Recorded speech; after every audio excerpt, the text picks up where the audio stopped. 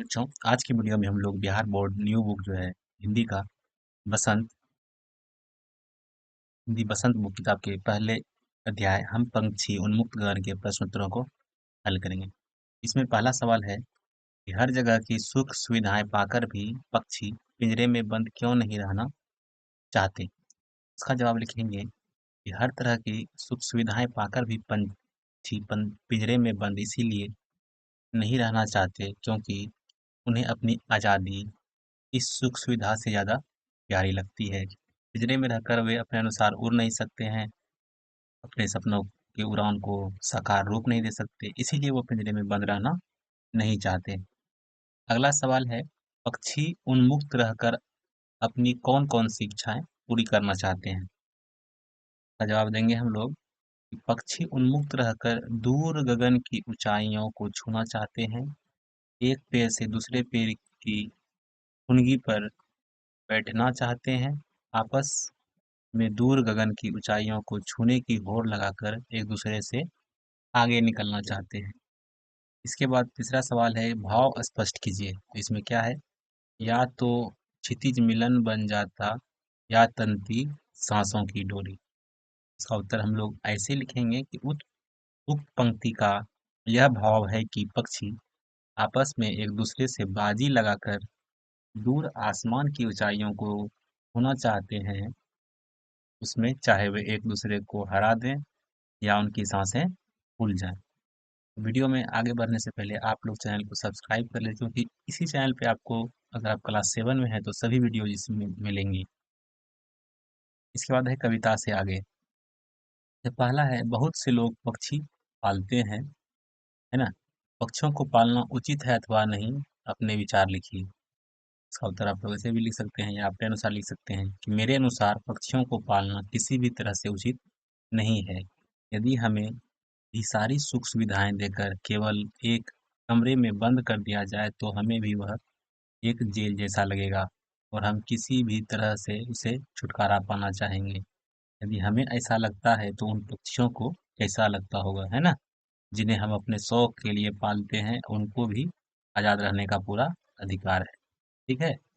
इसके बाद है कि क्या आपने या आपकी जानकारी में किसी ने किसी को भी कोई पक्षी पाला है? उसकी देखरेख किस प्रकार से की जाती होगी, लिखिए। इसका जवाब आप लिख सकते हैं ऐसे कि हाँ, मेरे मित्र ने एक तोता पाला है। वह उसे हर प्रकार के पकवान खाने को देता है, उससे बातें भी करता है, तोता भी उससे बातें करता है। मगर जब वह आसमान की तरफ मुंह करके देखता है तो उसकी आंखों में एक अजीब सी बेचैनी देखकर मन भर जाता है और जी चाहता है कि उसके पिंजरे खोलकर मुक्त कर दूं। ठीक है? इसके बाद है, पंछियों को पिंजरे में बंद करने से केवल उनकी आज़ादी का हनन नहीं होता अपितु पर्यावरण भी प्रभावित होता है। इस विषय पर 10 पंक्ति में अपना विचार लिखना है। तो इसका उत्तर हम लोग लिख सकते हैं इसे कि पक्षियों को पिंजरे में बंद करके उनकी आज़ादी का हनन होती है, क्योंकि उनकी प्रकृति है उड़ना, है ना? पक्षियों की प्रकृति क्या है? उड़ने की है। और पिंजरे में बंद करके हम उन्हें पराधीन बना लेते हैं या गुलाम बना लेते हैं, ठीक है? जिससे उनकी आज़ादी समाप्त हो जाती है।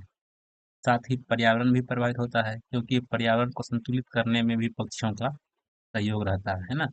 पक्षी आहार श्रृंखला को नियमित करते हैं, जैसे घास या टिड्डा को खाते हैं, टिड्डे को पक्षी खाते हैं। यही पक्षी ना हो तो टिड्डों की संख्या अत्यधिक हो जाएगी जो फसलों को नष्ट कर देंगे। यदि टिड्डे ना हो तो घास इतनी बढ़ जाएगी कि मनुष्य परेशान हो जाएगा। इसीलिए पक्षियों को आज़ाद रखना चाहिए। ठीक है? इसके बाद है भाषा की बात। वर्ण श्रृंखला और लाल किरण कौन सी किरण सी में रेखांकित शब्द गुणवाचक विशेषण है? तो कविता से ढूंढ कर इस प्रकार के 3 और उदाहरण लिखिए। इसमें चलिए देखते हैं। पहला उदाहरण आपका हो जाएगा कनक, कनक तीलियां और टुक निबोड़ी। उसके बाद तारक अनार। इसके बाद है भूखे प्यासे पे द्वंद्व समास है ना? इन दोनों शब्दों के बीच लगे चिन्ह को सामासिक चिन्ह, यदि देश का चिन्ह होता है इसको सामासिक चिन्ह कहते हैं। इस चिन्ह से और का संकेत मिलता है। जैसे भूखे प्यासे में क्या होगा? भूखे और प्यासे।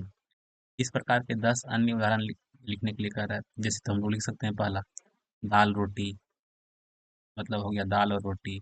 अन्न जल यानी अन्न और जल। सुबह शाम, सुबह और शाम।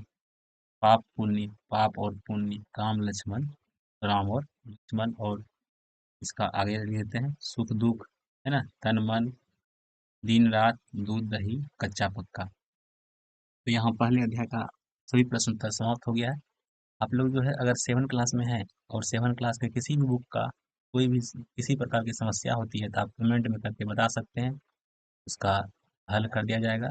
और 7 क्लास के सभी विषयों की वीडियोज आपको इसी चैनल पे मिलेंगी। चैनल को सब्सक्राइब कर लीजिएगा। धन्यवाद।